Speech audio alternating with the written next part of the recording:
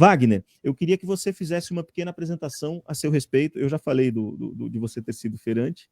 E vamos lá, fica contigo a palavra. Eu queria que você se apresentasse para a galera, falasse um pouco da sua experiência de vida, da sua experiência profissional e começasse o papo de hoje para que eu pudesse já ir dirigindo aqui as nossas perguntas.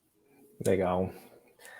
Obrigadão, viu, Fred? Muito legal, cara. Faz tempo que eu não faço uma live e isso é muito bacana, cara. Distribuir conhecimento é demais, né? Sempre muito bom. Normalmente, quando eu vou dar palestra, assim, tem um slide meu lá mostrando o currículo, né? Aí eu falo, sou formado em gestão de pequena e média empresa pela Metodista, né, onde tive aula com o Antero, com o Marco Aurélio e tudo mais.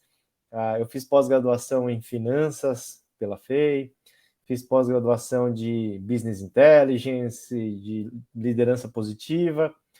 Aí eu sempre comento, né? O slide seguinte é sempre, mas esse é só o meu currículo, né? Quem eu sou é outra coisa. Então, o que me formou na vida, com certeza, foi a primeira parte, que é ser feirante. Então, trabalhei dos 10 até os 21 anos de idade na feira, na região de São Bernardo. E a gente vendia banana, aprendi muito lá. De lá, eu fui trabalhar com uma empresa de tecnologia, né? Era uma empresa que desenvolvia sistemas, sites, aplicativos para a internet. Entrei como estagiário faz tudo, saí como gerente administrativo, né? Então, fiz uma carreira lá dentro. Aí tive uma passagem pela música, né? Acompanhei dupla sertaneja, fui hold, assistente de palco ali, né? De banda de axé, nossa, um monte de serviço, onde também aprendi muita coisa relacionada ao empreendedorismo. E aí eu voltei para a área corporativa, né? Trabalhando como consultor. E aí foi onde eu tive a passagem pelo Sebrae. Lá eu era agente local de inovação, que basicamente é um aprendiz de consultor, né? Que vai até as empresas e trabalha só com projetos de inovação, que era para desenvolver novos caminhos para empresas que estavam assim, com dificuldade de crescer. E aí, em seguida, eu vim para fundar a minha empresa, né, que é a W Suzuki Consultoria, e hoje a gente tem foco em realmente transformar a vida do empreendedor, do autônomo, numa coisa um pouquinho menos árdua, né, porque como sofre esse povo, né? É difícil você ser autônomo, é difícil você ser empresário no Brasil, principalmente, né? Quem é funcionário vai falar assim, mas ser funcionário é pior, né? Tem os dois lados da moeda aí, né? Toda a vida profissional é difícil, mas o meu foco é realmente ajudar empresas a se desenvolverem, justamente para não sofrer tanto quanto a gente sofreu lá na feira, que a gente ficava trocando figurinha o tempo todo, né? Não tinha conforto, não tinha férias. Eu lembro de não ter férias nem escolares, né? Eu lembro que o professor falava assim: eu vou passar um trabalho na sexta agora para vocês entregarem na segunda já logo cedo, porque vocês têm um final de semana inteiro para entregar. E tinha um monte de trabalho para entregar. Eu chegava, professor, mas eu trabalho. Quantos você tem, moleque? Eu tenho 13. Trabalha nada, moleque. Você é um playboy, né? Vai fazer os trabalhos que eu estou mandando. E já trabalhava. Então, não tinha final de semana, não tinha férias. É uma vida bem difícil, bem sofrida. Então, isso acabou meio que virando um propósito para mim, né? Tentar, sei lá, contribuir de alguma forma, deixar a vida do cara menos árdua, né? Então, hoje, acho que um resumo aí, bem curtinho, né, do que foi do que é minha carreira, do que eu sou, tá nessa linha do tempo aí, Fred. Eu queria que você falasse um pouquinho sobre o que é ser consultor. Excelente. Essa é uma pergunta ótima, inclusive, né? É difícil você explicar o que é um consultor, né? Conceitualmente, o consultor ele é um cara externo que tem um embasamento teórico, ou seja, ele estudou, ele tem uma vida acadêmica, uma graduação, uma pós-graduação, tal. Normalmente, ele trilha uma carreira em grandes corporações, porque é onde se você tem mais um conhecimento consolidado, onde se aprende mais, né? Mais coisas, mais estrutura, tudo é grande, né? O cara faz uma carreira numa empresa grande, uma multinacional, de repente, e aí chega um determinado momento, ele acaba tendo essa ideia de distribuir esse conhecimento que ele absorveu da grande empresa para empresas um pouco menores. É como se ele tivesse visto o futuro, né? Ele vai lá para o futuro e vê, olha, as empresas grandes são assim. Aí ele volta para o passado, né? Que na verdade é o presente, e fala para as empresas se desenvolverem. Olha, você pode chegar lá, mas para chegar lá você tem que fazer isso, isso, isso. Como eu não trilhei uma carreira toda em grande empresa, eu tenho um lado que acaba me diferenciando um pouco, que é o fato de eu ter sido um pequeno empreendedor a vida inteira, trabalhado com uma empresa de pequeno porte, a maior que eu trabalhei foi o Sebrae, mas que também é uma empresa grande que foca em trabalhar com os pequenos.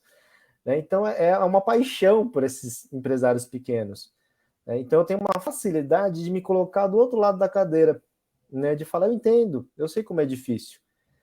Então a gente pega o conceito da administração, pega o conceito de várias empresas que a gente atende, e aí a gente consegue chegar para a sua empresa ou para o seu momento. Às vezes você não tem nenhuma empresa, você está só tentando mudar de carreira, você está só tentando vender trufa, você está só tentando cortar cabelo na sua garagem, e a gente fala assim, olha, você quer crescer? Ah, eu quero. Então os próximos passos poderão ser esses aqui. Qual que você quer trilhar? Ah, eu sou do que eu consigo, talvez esse caminho aqui. Então vamos lá que eu te ajudo e a gente vai montando esse planejamento. Eu sempre falo que a consultoria ela vem para acelerar o processo. Né? Muitas vezes você pode até chegar num resultado muito parecido sem a consultoria. O mesmo eu acho difícil, mas muito parecido. Só que você pode demorar, sei lá, 5 anos para chegar numa etapa X, quando na consultoria você pode demorar menos, né? Até metade do tempo. Porque a gente aprende muito na cabeçada. Né? O pequeno empreendedor, principalmente, o certo deveria ser ele estudar, ele se preparar para ser, né, um empreendedor. Normalmente, o empreendedor ele é bom tecnicamente, ele sabe fazer alguma coisa. Então, eu sei cortar cabelo, eu sei fazer bolos, né, eu sei vender alguma coisa. Mas ele não estudou necessariamente para ser um empreendedor, né, quiçá um empresário. Né? Essa palavra talvez nem passe pela cabeça dele. E então ele não se prepara para ser esse cara que precisa entender de contratação, que precisa entender de marketing, né? Precisa entender de procedimentos, de leis, né? E é muito difícil você parar de fazer o que você faz, porque o que você faz é o que te dá dinheiro. Então, em tese, para você parar para estudar, você tem que deixar de ganhar dinheiro. E sabemos que se você parar de ganhar dinheiro, você quebra, você passa necessidade, então fica uma conta que não fecha. Né? O cara tem que se esforçar muito para estudar e manter tudo isso junto. Então, o papel do consultor é consolidar tudo que tem no mercado, transformar num caminho que se adapte a esse momento que você está, e a gente, né, trabalha como um facilitador. Só que a gente não chega com respostas, a gente chega com mais perguntas, inclusive. A gente brincava muito no Sebrae que se eu der a resposta para você e você ficar rico, você vai ter que dividir o dinheiro comigo. E essa não é a proposta. Então, eu vou te dar os caminhos, você escolhe, e lá na frente você pode falar assim: eu cheguei até aqui. Né? Se eu te der a resposta, você fala assim: eu cheguei aqui, mas tive que dividir uma parte com o Wagner. Não é esse o objetivo. Né? Em linhas gerais, é assim que eu vejo a consultoria, é assim como a consultoria teve como origem. Então, só para complementar um pouco, a consultoria ela é oriunda da contabilidade. Né? Então, as primeiras empresas de consultorias vieram do ramo de contabilidade, de empresas de contabilidade. Vieram com consultorias de números, né, financeiras, etc. Então, ela é um ramo recente, ela deve ter, sei lá, uns 30, 40 anos com esse nome, só que ela vem oriunda da contabilidade, que é muito tempo, então ela já nasceu velha. Né? Então, para você atualizar esse modelo de consultor, de lidar com coisas modernas, é um desafio da inovação também para nós consultores.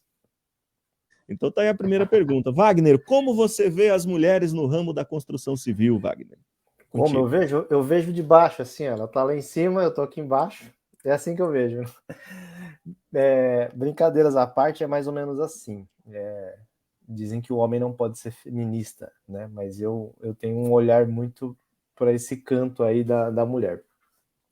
Minha mãe, ela falava assim, filho, seu pipi não vai cair se você lavar um banheiro não, tá? Então você vai varrer a casa, você vai cozinhar, você vai lavar o banheiro, você vai fazer tudo isso.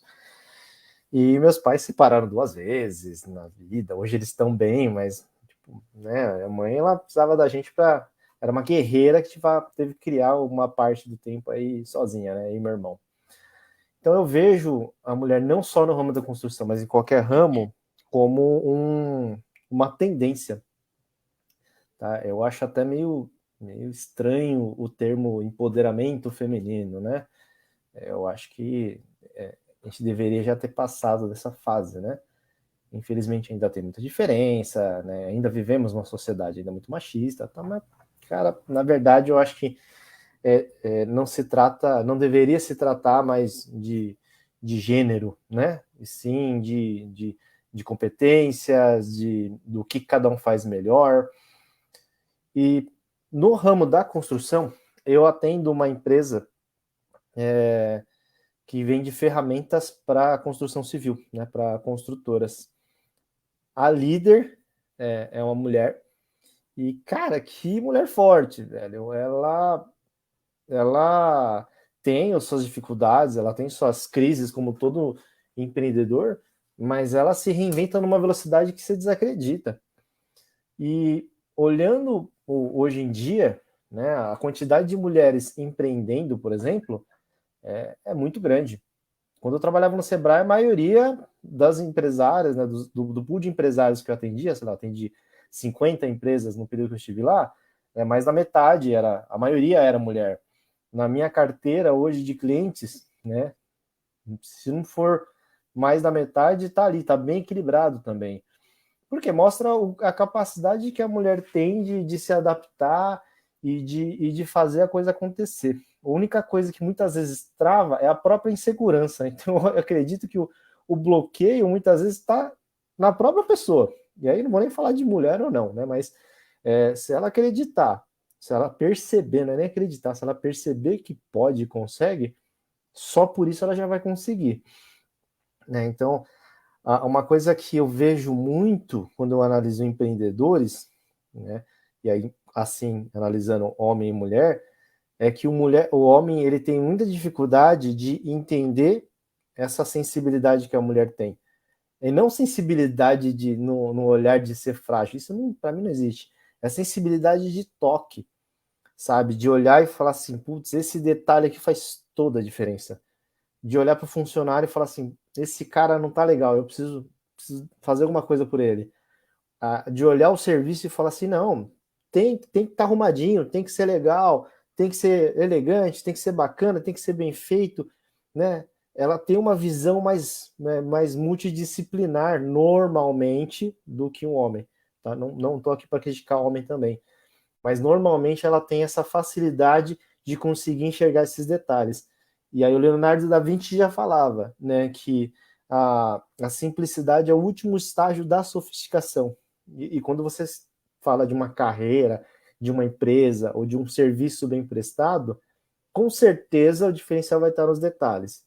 Então, se a mulher tem, né, de uma maneira geral, mais facilidade de enxergar isso, é um diferencial. Então, eu começo com essa colocação, né, de que para mim é difícil diferenciar homem e mulher, mas se fosse para eu fazer um comentário, seria nesse sentido. Claro que eu não posso ser, né, ingênuo de falar que é fácil, todo mundo é igual, ainda mais no ramo da construção que exige, o pessoal é bruto, né? Na maioria é bruto, porque tem que ser até para aguentar o baque da coisa.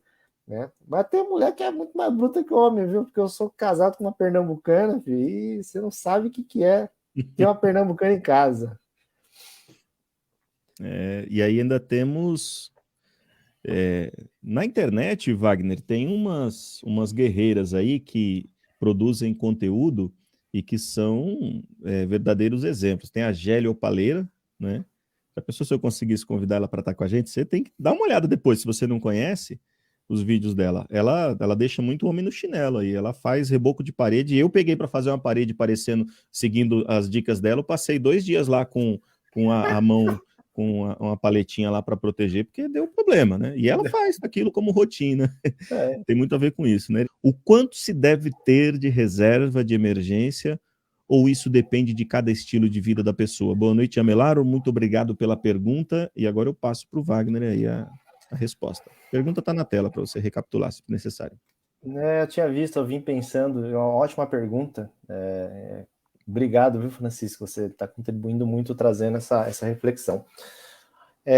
Responder essa pergunta depois de uma pandemia é um pouco crítico, né? mas também vem a calhar. Por conceito, a gente digamos que você é um funcionário, para ficar a conta mais fácil, né? E o cara ganha lá, sabe, 5 mil reais por mês. O ideal é que você tenha 3 vezes esse valor guardado, né? Ou em bens, ou em poupança, alguma coisa que você consiga liquidar para usar como fundo de emergência, né? Então, a ideia é que você tenha 3 meses, pelo menos, aguentando as suas contas. Se for para aprofundar um pouco mais esse conceito e trazer para um profissional autônomo ou para uma pequena empresa, eu diria que se é muito difícil você guardar esse dinheiro, pelo menos tenha 3 meses de contas básicas pagas. Então, o que a gente chama de custo fixo. Por quê? Normalmente, quando você trabalha, você tem bastante custo também. Deslocamento, alimentação fora do lar, né, material, enfim, insumos. Quando você não tem trabalho, né, quando está ruim aí de serviço, você acaba também não gastando isso. Mas o que você precisa gastar é aluguel, prestação de alguma coisa, cartão, comida, né, de casa, essas contas básicas. Então, pelo menos se você tiver essas contas básicas, né, 3 meses de garantia nisso, isso já te assegura bem. Bom, como eu falei, falar isso depois de uma pandemia é muito difícil, porque não foram 3 meses que as pessoas ficaram paradas, né? Muito mais. Então, também serve para mostrar o quanto você está disposto a correr risco ou não. O problema do brasileiro é a fé. Por quê? O cara acredita muito que vai dar super certo, que vamos lá, se não acreditar, não acontece. Se eu não fizer dívida, eu não cresço. Cara, não dá. Não é assim que funciona, né? Eu sou dono da minha própria empresa, eu estou há 4 anos tirando o mesmo Prolabore. Para quem não sabe, Prolabore é o salário do dono da empresa. Eu tenho o mesmo Prolabore. Eu como a mesma pizza há 4 anos. Só que eu estou há 4 anos crescendo cada vez mais a minha empresa, né? Estou investindo em equipamento, eu tenho reserva de emergência. Então a questão é, se você quer crescer na vida, né? Imagina que isso aqui é um gráfico, né? Aqui é o zero, aqui é o quanto você ganha.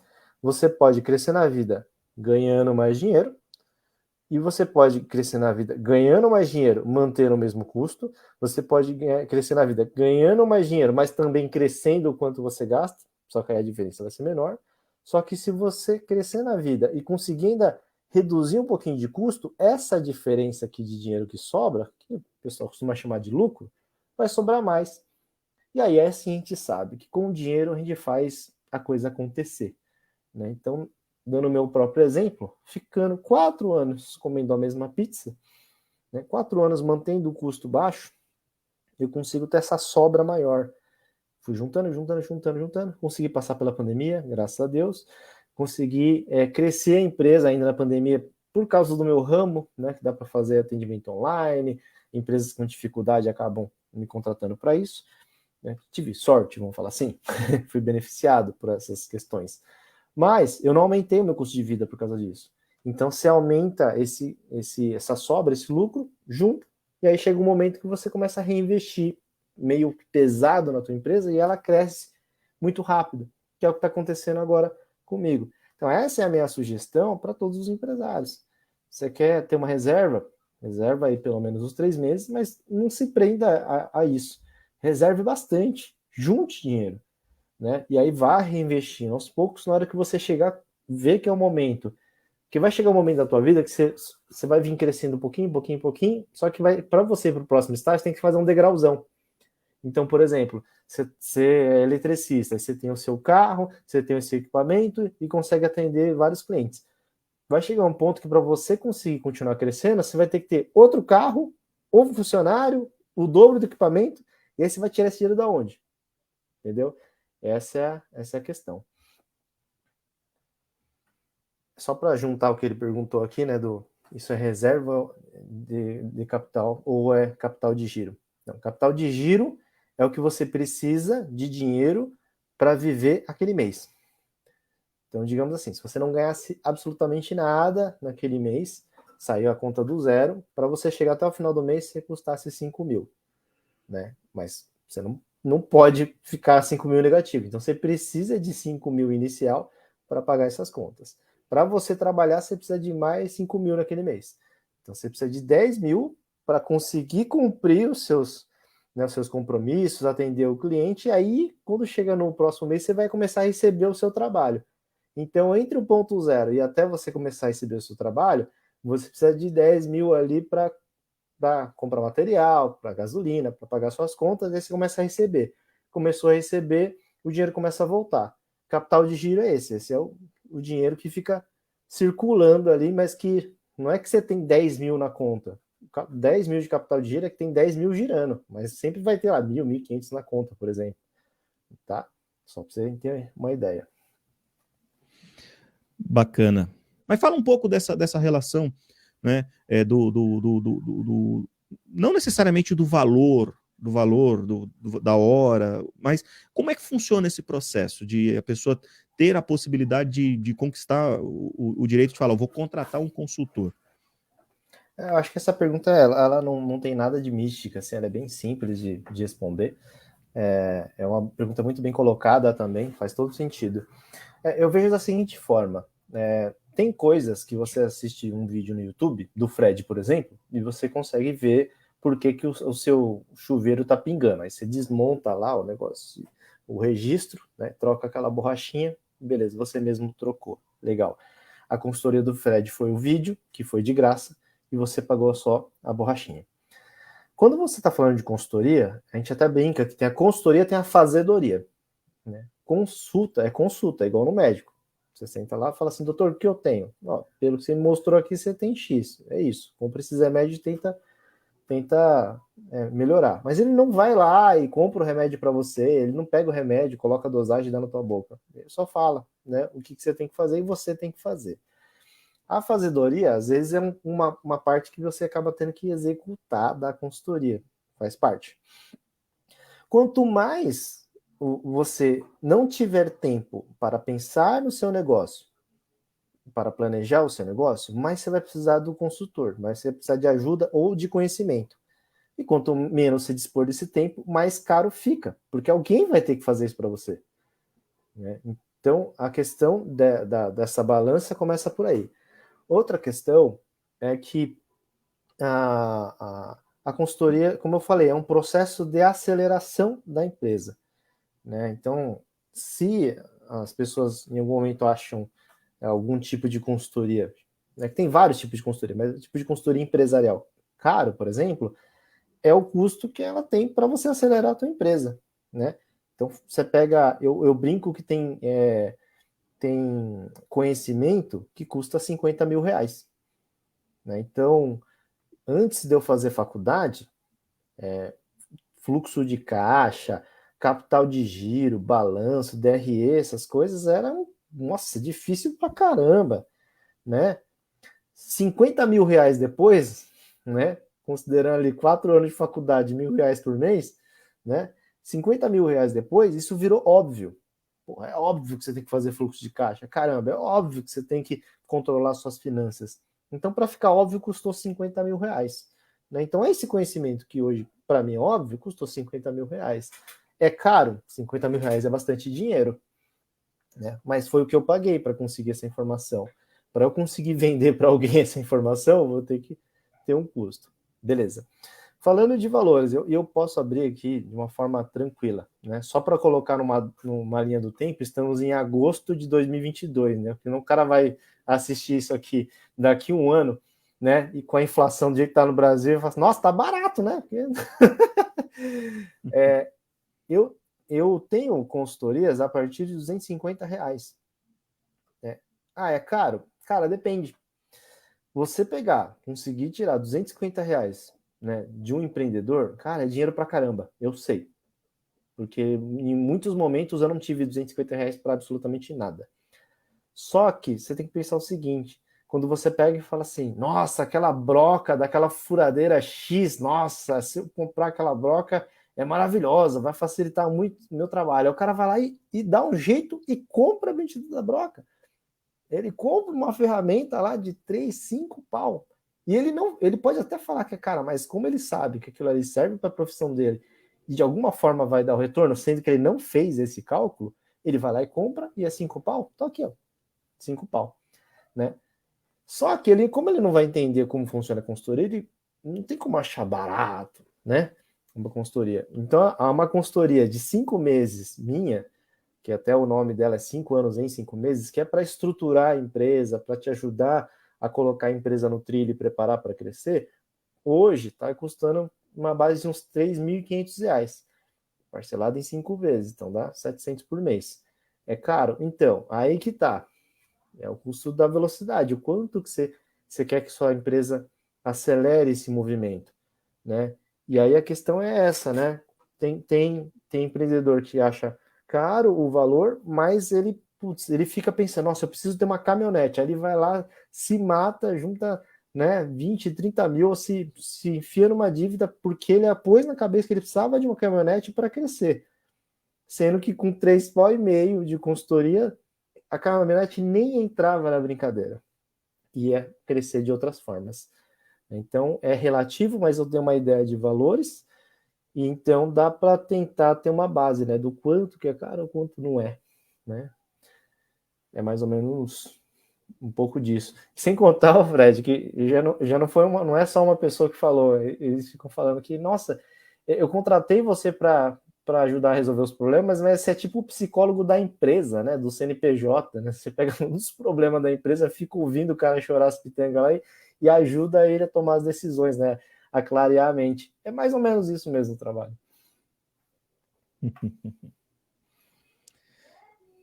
É o psicólogo da empresa. O psicólogo da empresa foi muito boa. E é uma definição, é lógico que é uma definição metafórica, né? Mas não deixa de ser uma definição que tem uma linha de comparação muito precisa.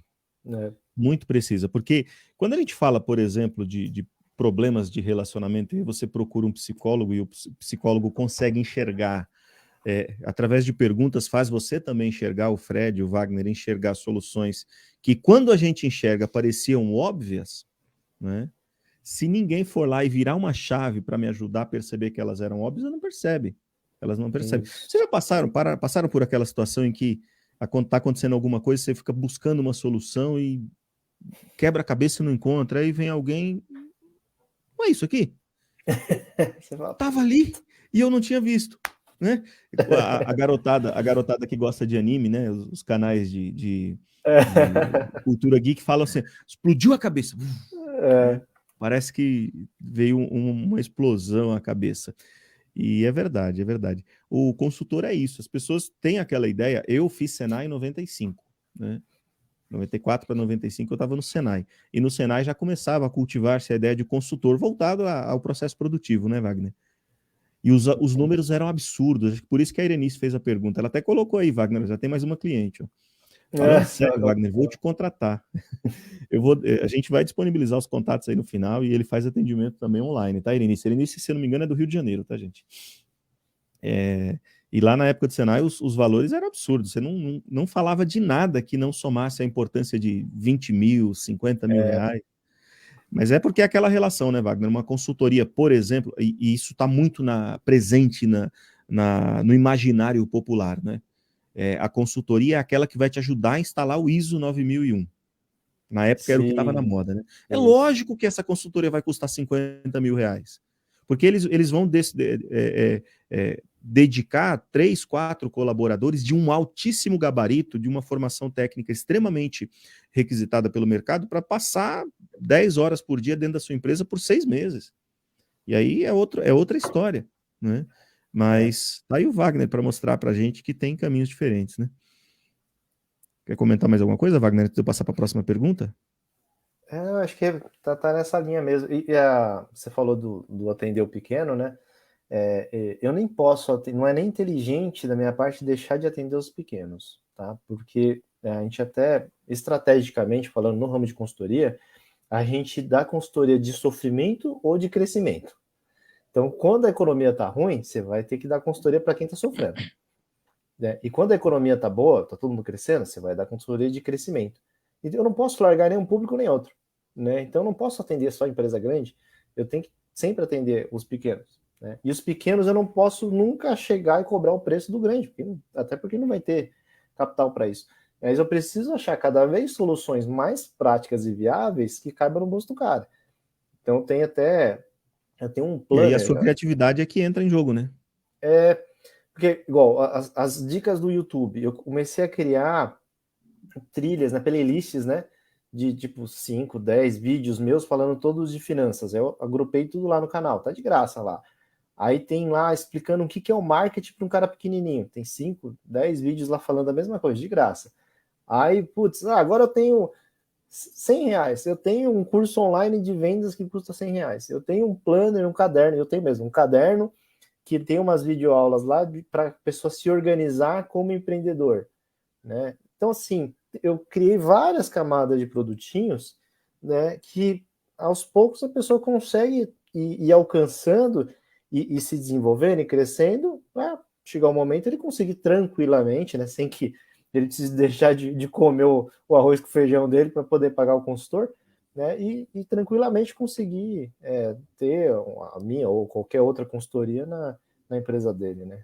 Eu tenho que ser realista, eu tô lido com pequeno empresário todo dia, não adianta eu querer explorar o cara, porque não faz sentido nenhum. É verdade. Vamos lá, deixa eu trazer uma pergunta aqui para a tela.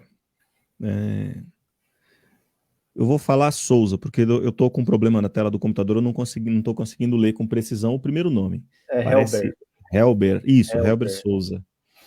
O mercado de consultoria para empresa teve aumento no período da pandemia? Como foi essa fase para a Suzuki? A W Suzuki é minha empresa. O Helber ele é um grande parceiro, né? Só abrindo um parênteses aqui, ele é um cara técnico, ele é um dos, sei lá, deve ter 200 consultores de Mercado Livre, né? Que ele é especialista em e-commerce, né? E ele está migrando para esse ramo aí também, né? Ele é um bom técnico e tá migrando para essa área aí da consultoria, então por isso que ele perguntou, né? É um cara excelente, profissional excelente. Se o mercado, né, da consultoria teve aumento no período. Eu não tenho dados, tá? Eu parei de acompanhar os dados do ramo de consultoria até a pandemia. Até o meio da pandemia eu acompanhei. Depois fica muito difícil até de monetizar isso, né? Porque tem empresa que quebra e aí dá uma dificultada nos dados, enfim. Mas assim, até onde eu vi, sim, né? O mercado cresce. Só que eu acho que a pandemia ela fez um catadão, né? Meio que só conseguiu sobreviver no mercado quem estava fazendo o negócio direitinho, né? Então tem muito, quando a economia tá boa, muito cara sem vergonha, muito cara, isso em qualquer ramo, né? Muito cara que faz negócio nas coxas, trata mal o funcionário, trata mal o cliente, e ele consegue sobreviver porque tem dinheiro na praça. Quando não tem mais, o cliente fala assim: meu filho, meu dinheiro você não vai levar, não. Né? Quando bate a pandemia, esse cara é o primeiro a quebrar. Então, muita empresa ruim, né, acabou quebrando. Empresa boa também, mas tem muita empresa ruim que quebrou na pandemia. E assim, algumas empresas elas já estavam quebradas antes da pandemia. A pandemia só veio e falou assim: deu um carimbo de pronto, agora você pode fechar as portas. Porque o cara já não estava fazendo, não estava conseguindo se manter, não estava fazendo a lição de casa, vamos falar assim, antes. Tá? Não estou julgando quem quebrou, estou falando que tem empresa ruim que quebrou e essas aí eu acho que não vão fazer falta nenhuma para o mercado. E aí, com o mercado de consultoria, acaba acontecendo a mesma coisa, né? Os consultores que têm um propósito legal, que conseguem se adaptar, conseguem fazer um negócio online, conseguem trabalhar com um propósito verdadeiro de querer ajudar as pessoas, essa empresa ela vai crescer naturalmente, né? E essas empresas representando o mercado, com certeza, fez com que ele crescesse. Isso eu não tenho dúvida. Quando se fala em liquidez, eu queria que você explicasse um pouquinho sobre o que é isso. Como é que aplica para ser usado nas emergências? Só o conceito de liquidez, né? O que é um dinheiro líquido? É fácil de você transformar um bem em dinheiro. Tá? É fácil de você pegar esse dinheiro e conseguir usar. Então, se você tem um dinheiro, sei lá, você tem 10 mil reais, está aplicado em qualquer tipo de aplicação financeira que só vai, né, ser liberada daqui a 1 ano, daqui a 2, 3 anos, ele não está líquido, ele está travado de alguma forma.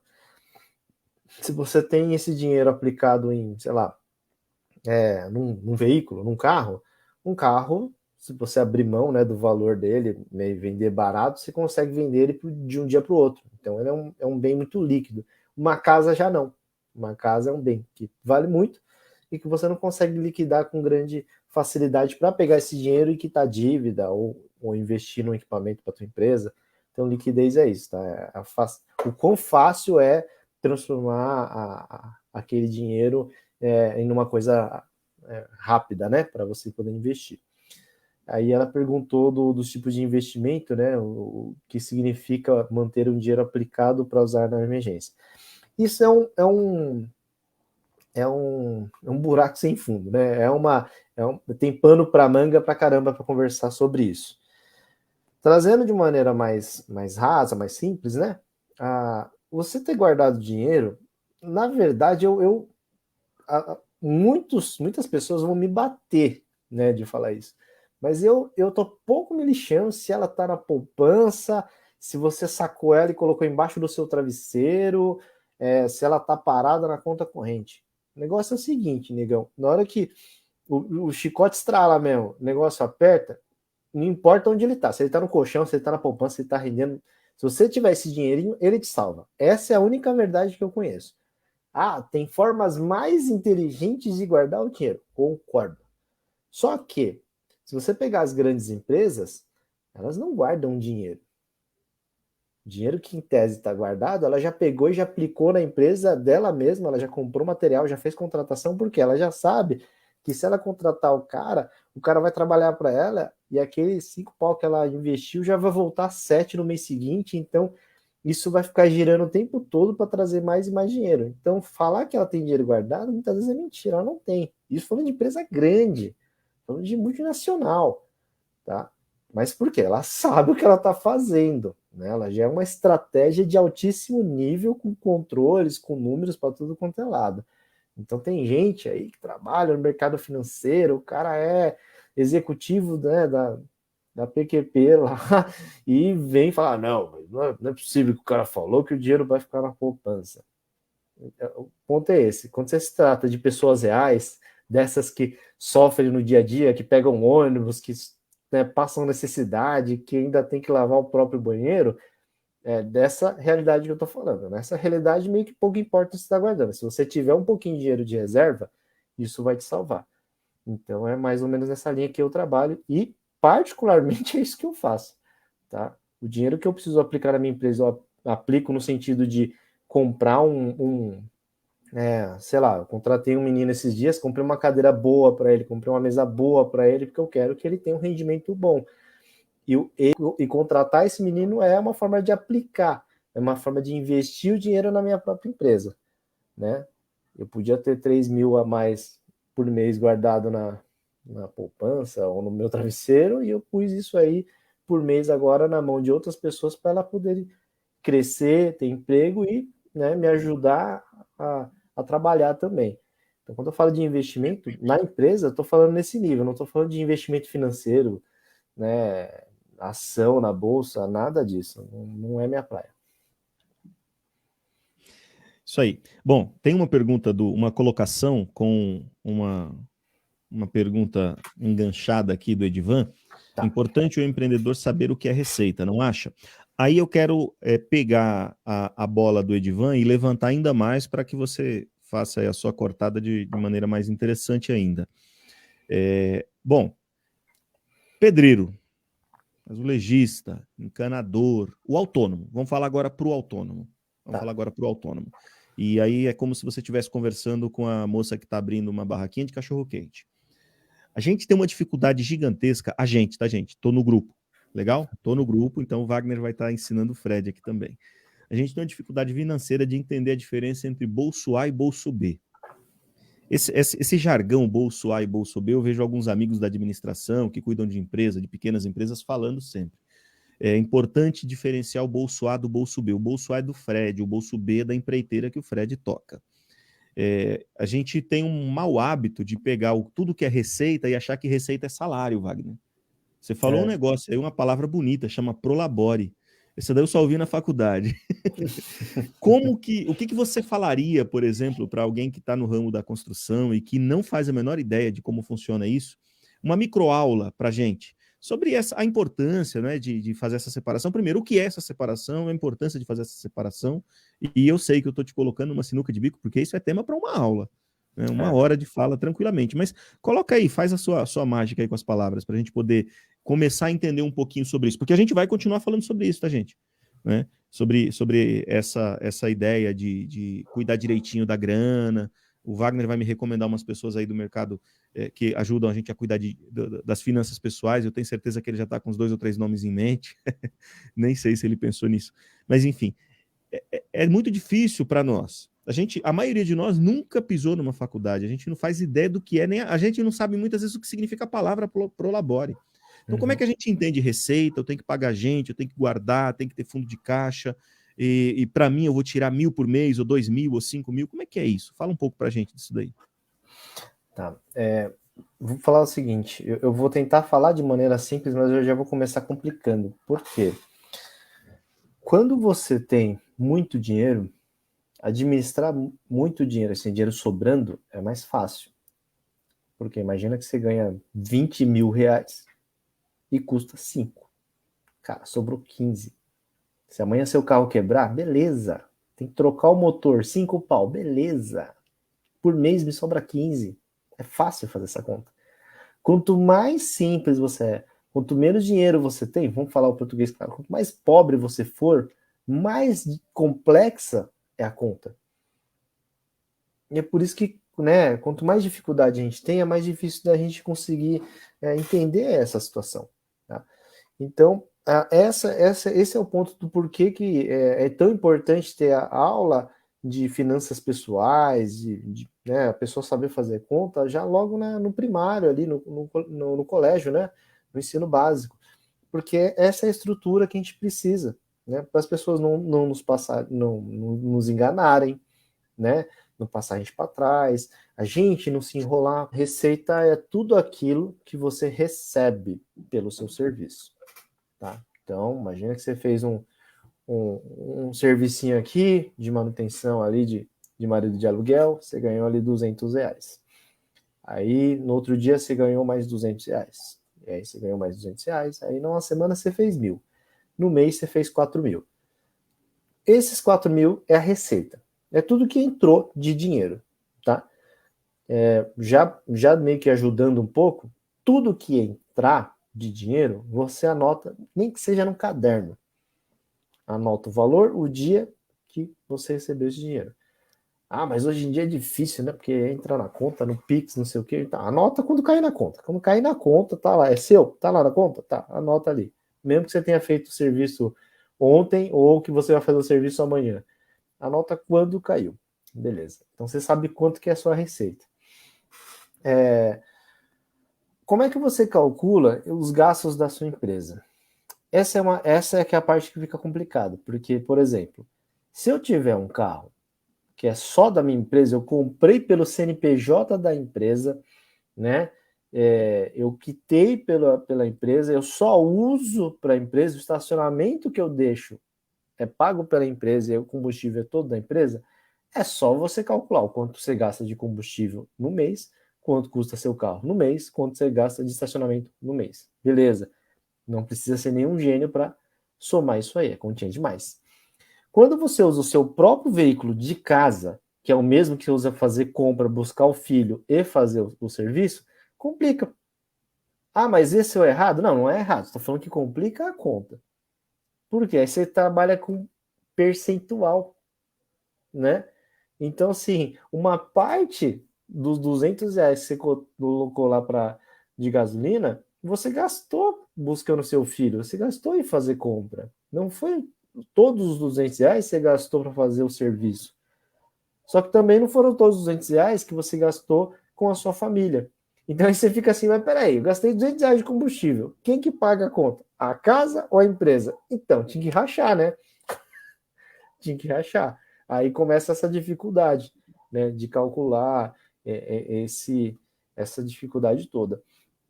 Então, na hora até de precificar o seu serviço, chega num nível tão difícil, né, que você tem que calcular o quanto mais ou menos você gastou de combustível para ir lá até o serviço, né? Se gastou uma broca e ela meio que se desgastou inteirinha, quanto custou aquela broca, né? Quanto custa sua hora de trabalho? Então não é uma coisa tão simples assim, né? Então tá na pele de vocês, não é fácil não, cara, né? Fazer o serviço muitas vezes é mais simples do que calcular o preço dele, né? É mais fácil você chegar lá, olha, fura aqui, pum, furou, tal, encaixou bonitinho. Para você é mais fácil fazer isso do que parar, sentar e fazer. Deixa eu fazer o cálculo quanto tempo eu gastei, quanto eu gastei em combustível. É muito difícil, tá?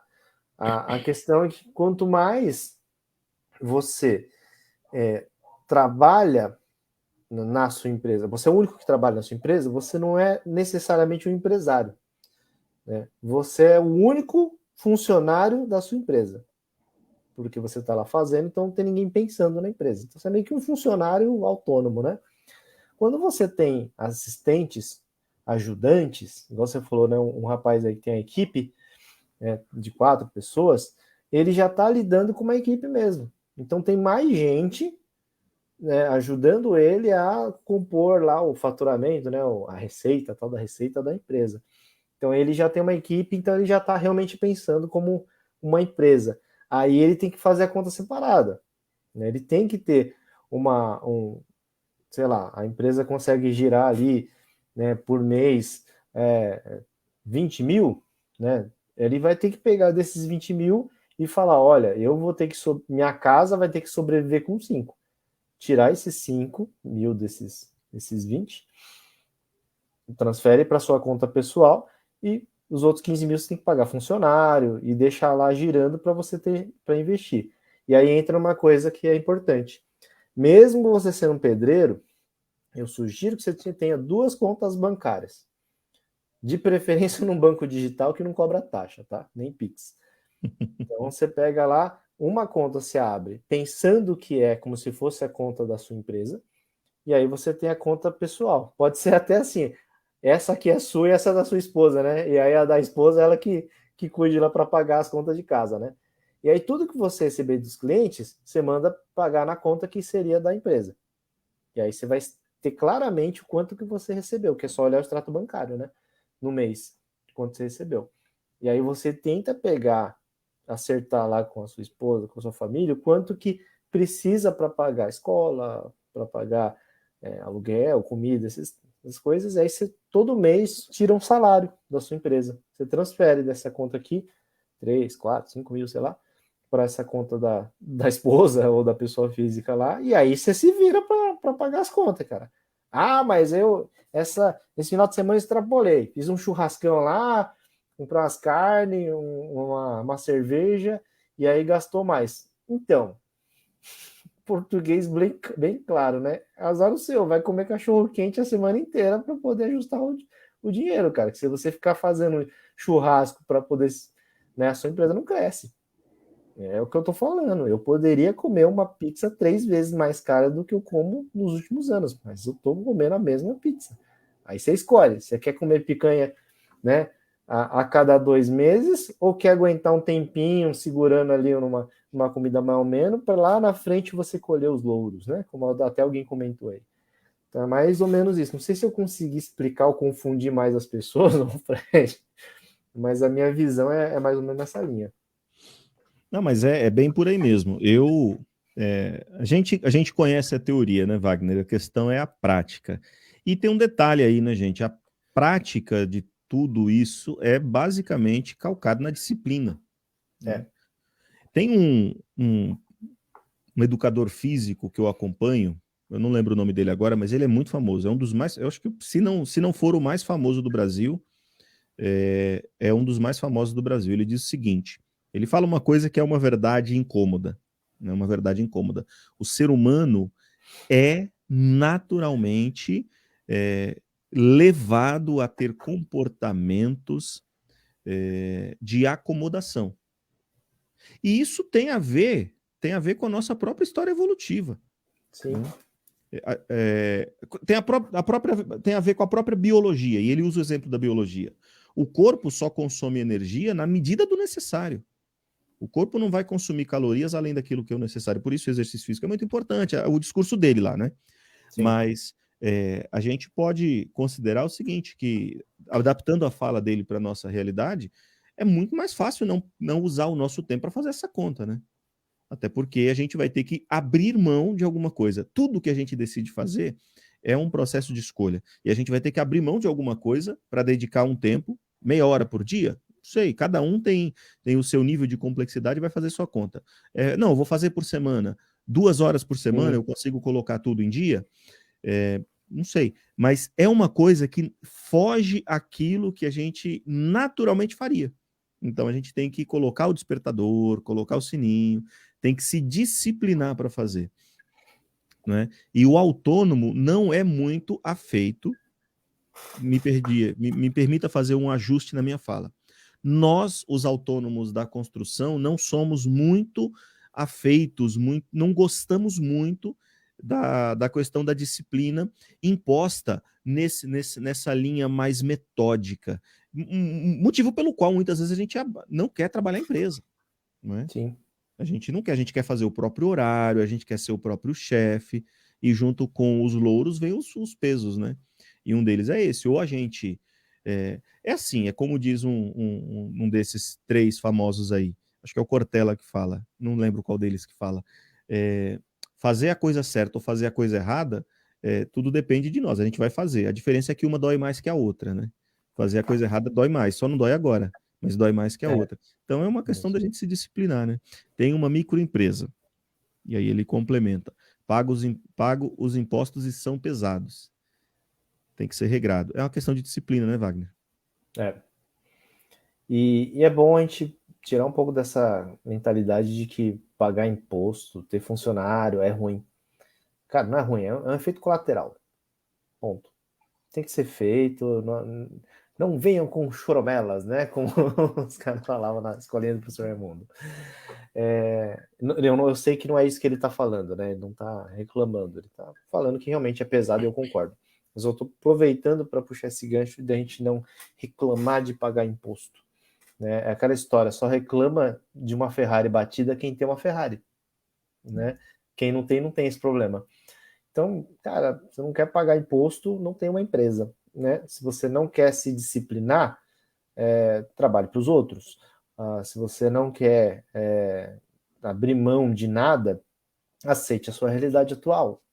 Então, é tudo uma questão de escolha, não tem certo ou errado. Tá? De verdade, eu não estou sendo, sabe, não, vou tentar ficar em cima do muro para ninguém tacar pedra em mim. É uma questão de escolha.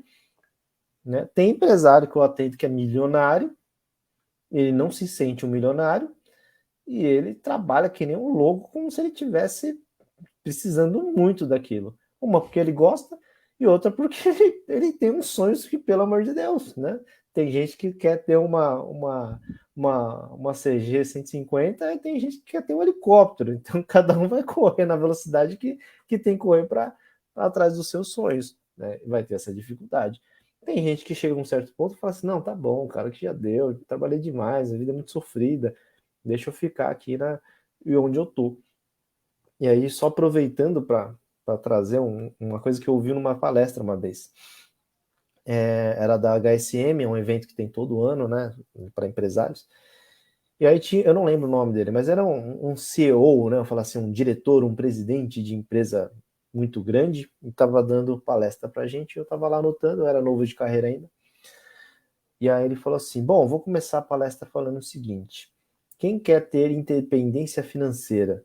Só traduzindo, é quando o dinheiro trabalha para você. Você não trabalha mais, o que você tem de patrimônio, de dinheiro, é o suficiente para você nem precisar trabalhar mais. Aí um monte de gente levantou a mão. Ah, legal. Quantos já atingiram? Aí só um ou outro levantou a mão. Aí ele falou: legal. Quantos vocês acham que precisa para atingir essa independência financeira? Aí você pensa, lá, preciso ter muita grana, né? Para grana ficar em algum lugar e essa grana voltar e eu ter dinheiro para não precisar trabalhar, né? Aí ele disse, eu vou contar uma história. Fui presidente de multinacional, tal, tive uma empresa na França, tive uma empresa na Itália, tive não, né? Tive um cargo, né, de chefia nessas empresas. Hoje eu sou multimilionário, estou falando para vocês que eu sou. Eu tenho várias casas, inclusive outras casas em outros países, e eu me considero um cara bem sucedido. Eu posso contar o meu segredo para vocês, mas vocês querem ouvir como eu cheguei onde eu estou? Aí, pessoal, claro, conta, por favor, né? Eu quero ser milionário que nem você. Aí ele falou assim, então tá bom, vou começar contando a minha história. Apontou para um garoto, falou assim, garoto, estava sentado na frente dele, garoto assim, né? Tinha 20 e poucos anos. Quantos amigos você tem da sua infância? Ah, nenhum. Nenhum da sua infância? Não. Qual foi o período mais longo que você já morou numa casa? Ah, ele falou assim, acho que 2 anos. Quantas vezes você já mudou de casa, de cidade, de país?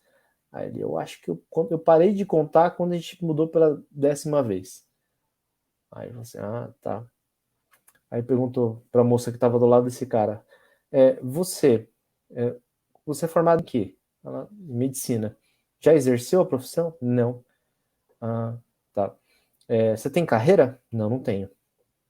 Por quê? Ela falou assim, porque eu fui atrás de você. Aí ele falou, né, para todo mundo que estava na palestra, essa é a minha mulher, esse é meu filho. Esse é o custo que tem o meu sucesso. Eu banco eles? Banco. Mas meu filho não tem amigo de infância e minha mulher não tem carreira. Tá? Esse é o preço que tem ser um multimilionário. Vocês querem? Paguem. Tá? Estejam cientes que você quer muito, você vai ter que doar muito. E aí ele contou a história que ele falou assim, um dia ele foi pegar uma carta ali na portaria do prédio e ele falou que tinha inveja do tiozinho da portaria, porque ele já era aposentado, trabalhava porque queria, ele gostava muito de trabalhar como porteiro, trabalhou a vida inteira como terceirista, né? E ele comprou um terreno, no terreno ele construiu a própria casa, aí no mesmo terreno ele construiu mais 2, né, 3 casas aí, que é muito comum, né, inclusive no pessoal da área da construção fazer isso.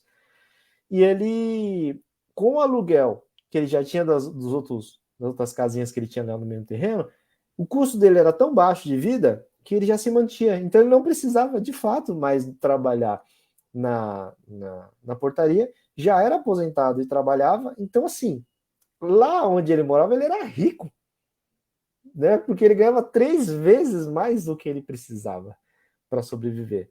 E aí, esse presidente que estava palestrando falou assim: então, esse cara atingiu a independência financeira. Né? Ele falou: eu também. Só que assim, são 2 realidades, são 2 escolhas. Então a gente tem que. Ele falou assim: eu contei essa história que são os extremos, para vocês que são jovens olharem para suas carreiras e falar assim: o que vocês querem da sua vida? Né? E até que ponto você quer isso? Então, assim, acho que vale a reflexão. Né? Ao mesmo tempo que eu fico puxando o empresário para ser mais, para crescer, eu também pondero e falo assim, tá valendo o preço de tudo isso? Né? Você não está se matando demais para atingir um negócio que você acha que é felicidade, mas às vezes nem é, né? É mais ou menos isso. Então, traduzindo as palavras do psiconsultor, psicólogo consultor, acho que basicamente a gente tem que ter o que o pessoal na administração chama de visão, né? Visão é um textinho que você escreve dizendo onde é que a empresa vai chegar, onde é que a empresa deseja chegar. Visão, missão e valores. Mas o texto da visão é isso, né, Wagner? Onde é que eu quero chegar, né? Isso. Como é que eu me vejo daqui X anos? A gente pode fazer essa visão para a pessoa, né? Onde que eu quero chegar É, daqui 20, 30 anos? eu não sei se todo mundo conhece, é uma fábula já antiga, mas é a fábula do lenhador, né? A fábula do lenhador é o seguinte: tinha um lenhador que ele passava de cidade em cidade, né? E aí ele chegou numa cidadezinha, ele era o cara de fora, e ele falou assim: eu quero desafiar o melhor lenhador dessa cidade, né? Aí os caras apontaram para um velhinho que tinha lá. Aí o jovem falou assim: então eu vou desafiar você, velhinho. Eu quero desafiar você e ver quem corta mais madeira. O velhinho falou assim: meu amigo, eu não preciso mais disso, olha a minha idade, não preciso provar nada para ninguém. Ah, mas você tá com medo? Como é que é? Não, não preciso provar nada, cara. Aí, irmão, mas vamos fazer esse desafio, vai ser divertido. Aí falou: tá bom, vamos. Aí chegou no dia seguinte, bem cedinho, né? Cada um pegou uma pilha de tora lá, o pessoal assistindo e ia ficar o dia inteiro cortando lenha. Aí tá, o jovem lenhador, né, que é o de outra cidade, que desafiou o velhinho, começou a cortar, e descendo machado e cortando lenha, cortando lenha, cortando lenha, cortando lenha, cortando lenha. E aí na hora que ele parou, assim, que tava suado, ele olhou pro lado, tava o velhinho sentado. Aí ele falou: ixi, essa vai ser fácil. Aí continuou cortando lenha, cortando lenha, cortando lenha. E foi o dia inteiro assim, ele cortava a lenha, olhava pro lado, o tiozinho tava parado. Às vezes ele vinha lá, cortava alguma coisa, depois ele parava já. Então ele estava descansando. Ele falou: nossa, esse velhinho tá cansado, hein? Essa eu vou ganhar fácil. Chegou no final do dia, foram contar, né, o quanto cada um tinha feito. O velhinho tinha cortado muito, mas muito mais lenha que o novinho. O cara ficou revoltado. E aí chegou no velho e falou assim: não é possível, você tá roubando. Como é que você pode ter cortado mais linha que eu? Toda hora que eu olhava, você estava descansando. Aí o velhinho falou assim: é que enquanto eu descansava, eu amolava o machado. É a questão da eficiência, né? Trabalhar muito não quer dizer que você está trabalhando bem. Trabalhar pra caramba, pegar um serviço atrás do outro, trabalhar que nem um maluco, não quer dizer que você está ganhando dinheiro. Por quê? Trabalhar também custa caro pra caramba. E aí, para você se tornar uma pessoa eficiente, você tem que ser uma pessoa equilibrada.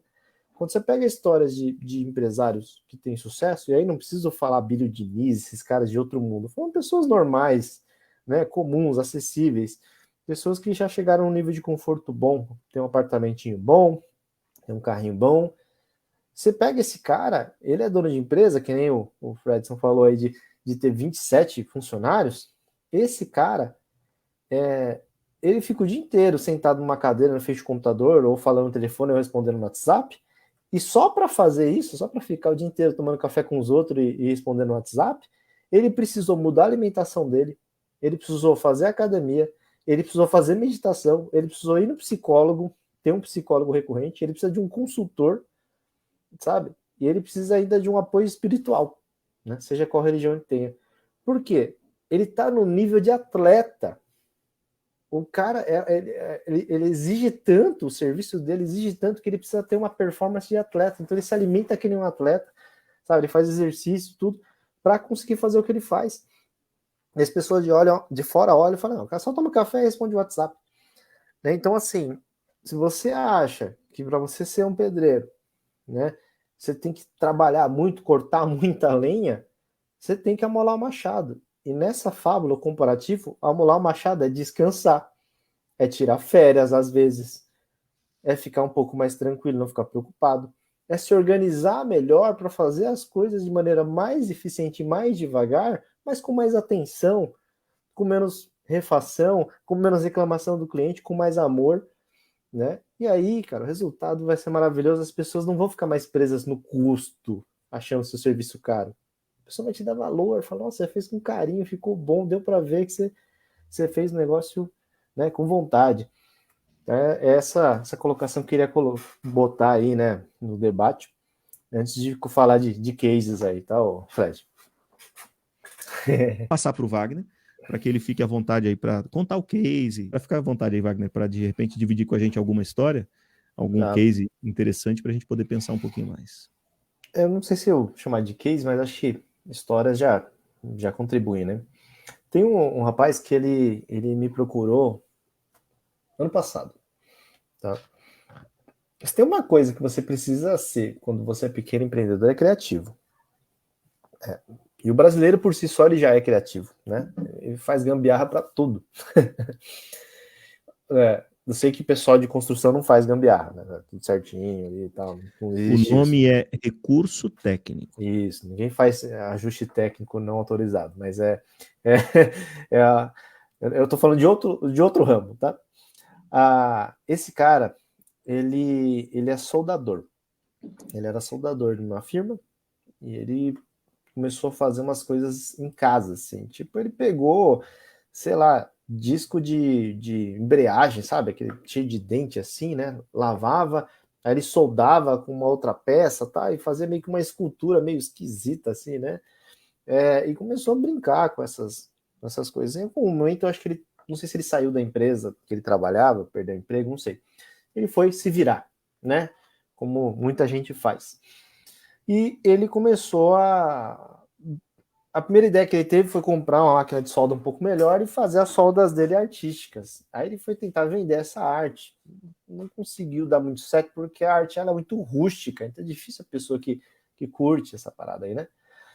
E aí ele pegou e começou a fazer móveis, né? Móveis com pega aquela barra de metal, né? Corta e sai soldando e faz aquele modelo meio que industrial, né? Que é uma armação e tudo mais. E ele era soldador, tá? Esse é um ponto interessante. E aí ele começou a vender esses móveis e começou até a dar um dinheirinho. Só que ele, mesma história de muita gente, né? Começou na garagem de casa, ou ia até o lugar fazer e tal. E aí ele começou a se profissionalizar tecnicamente um pouco mais. Então ele pegou e começou a fazer pintura eletrostática, é isso que chama? Né? Toda preta, bonitinha, o móvel ficava super bacana, e começou a fazer isso. Aí tem a primeira questão, que é a diferença entre preço e valor. Você pegar uma barra de alumínio, uma barra de metal, cortar ela e soldar, dependendo do que você vai usar, ela só vai custar caro porque é metal. Mas ela não vai ter, vai ser aquele custo lá, né? Agora, valor, se você transforma num móvel, que é uma mesa, que é uma tendência hoje em dia, né? Esse modelo industrial, de você ter mesas bonitas, com aquela, né, coisa mais robusta e tudo mais, pô, você tem mesas aí que custa R$ 1.000, 2, 3 mil reais a mesa, né, contando a madeira que vem junto. O preço daquilo não é R$ 3.000, é muito mais baixo. Só que o valor daquela elegância de transformar esse metal em algo bonito e apresentável, é aí que está o valor. Então a gente começa um debate sobre preço e valor. Né? Quando o cliente vem debater preço. Se o cliente está debatendo preço com você, é porque ele não está vendo o valor. Mas Wagner, qual que é a diferença? Ué, né, ele olha para você e fala assim, pô, você é o quê? Eu sou um soldador, eu sou um eletricista, eu sou um gesseiro. Tá, mas gesseiro tem um monte. Se eu botar no Google, já tem um monte. Se eu perguntar para alguém, o cara me apresenta 5. E ainda vai ficar falando que não tem um bom, né? Porque a gente ainda tem que aguentar essa, né? A classe ainda tem que aguentar que não tem um pedreiro bom, o cara só enrola, não sei o quê. Coisas horríveis você tem que ficar ouvindo. E aí, o cara te coloca tudo na mesma bacia. Você fala, não, mas eu não sou esse cara. Só que assim, nada, a pessoa que acabou de te conhecer não tem absolutamente nada que passe para ela a informação de que você é melhor que o outro. Só que só às vezes você tá com uma camisetinha polo um pouquinho mais arrumadinha, não precisa ser cara, mas só tá um pouquinho mais, cabelinho mais penteadinho ali, né? Não tão muito surradinho na hora de fazer um orçamento, a pessoa já vai falar assim, olha, ele parece ser diferente dos demais. Só do cara dar uma batidinha no pé antes de entrar na casa, sabe? Em vez de vir com o pezão sujo ali e tal, deixando aquele rastro, né? Dá para ver onde o cara foi. A pessoa fala assim: olha o cuidado que ele teve.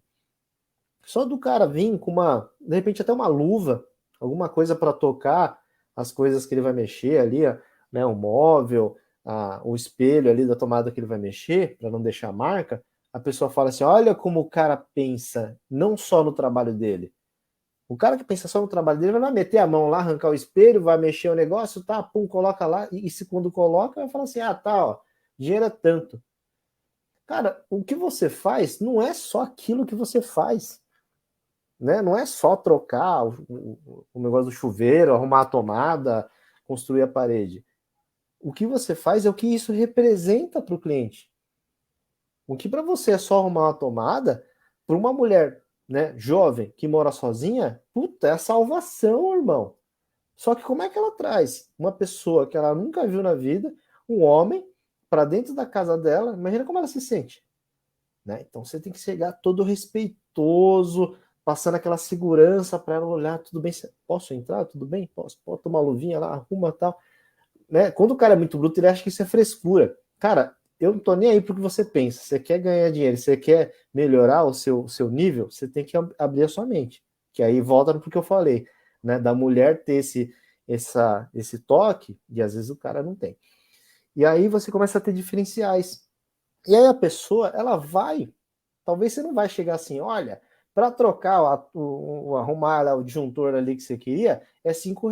Mas para eu ser educado e vir com banho tomado e usar luva, é 25. Você não vai falar isso. Mas a pessoa vai começar a te indicar para outras pessoas, por quê? Ah, você conhece um marido de aluguel bom, um gesseiro bom? Cara, não só é bom, mas como o cara é cuidadoso. Você tem que ver o cuidado que ele tem, o respeito que ele tem quando entra na sua casa. Como é que você custeia isso? Não dá, né? Agora, o cara fala assim, quanto custa subir essa parede aqui? Ah, não, vai ter os, né, os montantes, o gesso, tal, os parafusos, não sei o que, vai custar R$ 1.000. O custo é R$ 1.000. Mas assim, por ser feito por mim, que sou cuidadoso, não vou sujar sua casa, ainda vou respeitar tudo, custa 1.500. Isso é valor, é o que a gente chama de valor agregado, né? E aí é onde você consegue trabalhar menos, né? Menos quantidade e entregar um negócio diferenciado. Porque você não está entregando só uma parede. Uma parede qualquer um, né, pode fazer. Agora, uma parede limpa, com cuidado, né, prestando atenção para não ofender o cliente, ter todo, né, que nem o Fred falou, o fato dele se comunicar bem, é 80% do caminho andado para ele ser escolhido entre o concorrente dele. Porque ele se comunica bem, né? Ele não chega lá e fala assim, ô Dora, terminei lá um negócio lá, né? O cara estende a mão assim, ó, dinheiro, né? Chega assim, com licença, senhora, tudo bem? Posso falar um minutinho? Posso? Você quer me acompanhar para eu mostrar como foi o serviço? Olha, o serviço é o seguinte, eu tive que fazer isso, tal, tal, tal. Ela quer saber como foi feito? Não, mas você tem que mostrar como foi trabalhoso fazer aquilo. E como você entende do que você faz, né? Tive um pouco de cuidado, porque o acesso era um pouquinho mais difícil, encaixei, tomei o cuidado ali de dar uma limpadinha em volta, né, para não sujar. Eu sei que as pessoas se incomodam muito, né, quando vê um prestador de serviço e, né, toma esse cuidado e tudo mais. E você precisa de mais alguma coisa? Não. Então agora que eu terminei, né, o serviço é aquele valor que a gente combinou, tá? Você prefere pagar de que forma? Tal, tal, tal. É o Pix? Anota aí o Pix, por gentileza, tal. Olha, muito obrigado, hein? Nossa, foi muito legal vir aqui na sua casa, com toda humildade, prestar esse serviço, né? E obrigado. Se precisar, toma as ordens. É diferente de você encostar a mão aqui e falar assim, ó, acabou, daí a grana, né? Esses detalhes que fazem a sua diferença. Talvez o serviço que ele fez é o mesmo que o outro fez, mas não se trata só disso, né? Eu tenho um tato tão grande com o empresário, pode ser, cara, o empresário ele pode chegar de Mercedes-Benz no meu escritório. O meu escritório é todo frescalhado, bonitinho e tal. E o cara pode chegar, vir de ônibus surrado. Eu vou tratar do mesmo jeito, vou servir o café do mesmo jeito. E a primeira coisa que eu faço quando eu vou atender um empresário é perguntar qual que é a história dele. Aí o cara conta a história dele e eu falo assim, meu, parabéns. Aí ele fala assim, cara, mas eu tô quebrado, você tá me dando parabéns por quê? Eu falei, cara, por estar aqui, por ter sobrevivido, por ter dado emprego para as pessoas, por ter se esforçado para sei lá, para criar a sua família, e mesmo, né, todo surrado, todo machucado que você chegou até aqui para pedir ajuda, você tem uma história linda, cara, isso tem muito valor, parabéns. Esse é o meu respeito com as pessoas. Agora eu já vi consultor assim, o cara não pergunta a história nada, Fala assim, tá, qual que é o seu problema? Eu tô enrolado com dívida, tal, tal, tal. O cara já chega meio que tirando sarro. Eu tenho certeza também que você não guardou o dinheiro, né? Pô, mas se não guarda dinheiro, como é que vai fazer? Não tem reserva? Aí se endivida mesmo, pô. Não, a gente vai tentar dar uma ajuda aqui, vamos tentar negociar, mas ó, você tem que melhorar, né, cara? Sabe? Olha a diferença. Se você não entende negócio, você não vai ganhar dinheiro. Você vai ficar a vida inteira trocando moeda. Então comecei com esse cara ali, e esse cara hoje ele presta serviço para em parceria com design de interiores, com arquitetas. E aí ele atingiu um público AA, sabe? Um público classe alta. Então ele vende os pedaços de metal dele pintado para público classe alta. Ninguém acha mais caro o serviço dele. Ele atingiu o público dele. Tem valor, é bonito, é bacana, né? E aí eu lembro até, eu usei um termo criatividade antes de contar a historinha, porque eu tenho uma mesa dele. E quando ele veio procurar, ele estava meio ruim das pernas, financeiramente. Aí ele falou assim, Wagner, quem me indicou você foi uma ex-cliente sua, uma amigona minha tal. Eu não sei nem por que eu tô te procurando, porque eu não tenho dinheiro para te pagar. Ele começou assim o papo. Eu falei assim, cara, é normal. A maior parte dos meus clientes, quando chegam até mim, não tem dinheiro para pagar. Né? Muitas vezes eu que tenho que descobrir como eu vou fazer para ele conseguir me pagar, né? Aí eu falei, mas o que você precisa de ajuda? Eu preciso me organizar primeiro financeiramente e preciso abrir a mente porque eu estou muito preso ali na operação, fazendo as mesas, eu não consigo vender. E aí quando eu saio para vender e vendo muito, eu não consigo entregar porque sou eu mesmo que faço. Nossa, é uma loucura, não sei o que fazer. Aí eu falo assim, o que você faz? Aí ele mostrou assim, ó, tem um Instagram até, ele é moderninho, tem Instagram, fiz umas fotos. Falei, nossa, você faz uns móveis bonitos, né? Ele gostou, gostei. Falei, tá, você não tem dinheiro, mas você tem barra de metal lá sobrando? Isso eu tenho, é meu estoque. Falei, então faz uma mesa para mim. Tô precisando de uma mesa. A gente faz a permuta. Não tem problema nenhum, cara. Vai ser um prazer ter uma mesa do patamar que você faz. A gente troca por serviço. Não tem problema nenhum. Fizemos toda a parceria, atendi ele por 3 meses. E hoje ele está indo muito bem nesse sentido. Então, assim, tem formas, né? O dinheiro não é só dinheiro, pode ser uma troca de serviço, pode ser um favor que você faz para alguém. E o que você faz nem sempre é aquilo que é realmente o que interessa, é o que é valor para as pessoas. A minha obrigação como consultor é chegar com uma planilha financeira, é chegar com algum conceito que eu vi na faculdade. O que eu entrego é o que o Fred falou, eu entrego paz de espírito, eu entrego o sono. Então, muitas vezes eu falo brincando que eu sou concorrente de loja de colchão. Né? Nós dois temos o mesmo objetivo, fazer as pessoas dormirem melhor, tanto o funcionário quanto o patrão, né? Então, no fundo, eu me preocupo mais se o cara tá saindo do meu escritório, ou eu tô saindo da empresa dele, e ele tá mais tranquilo, com a mente mais clara para tomar decisão, do que necessariamente se eu entreguei realmente 1 milhão de planilhas, trouxe o melhor conceito do mundo lá da administração para ele melhorar. Porque no final o que importa é o cara estar mais tranquilo, que aí ele vai tomar todas as decisões sábias da vida dele. Não sei se era mais ou menos na linha do que você tinha imaginado, Fred, mas eu acho que ajuda, né? Não, perfeito, perfeito. Muito obrigado, viu? Muito obrigado, Fredson, pela oportunidade aí. Nossa, foi muito legal mesmo, cara. Muito legal. Isso aí. Tchau. Até a próxima.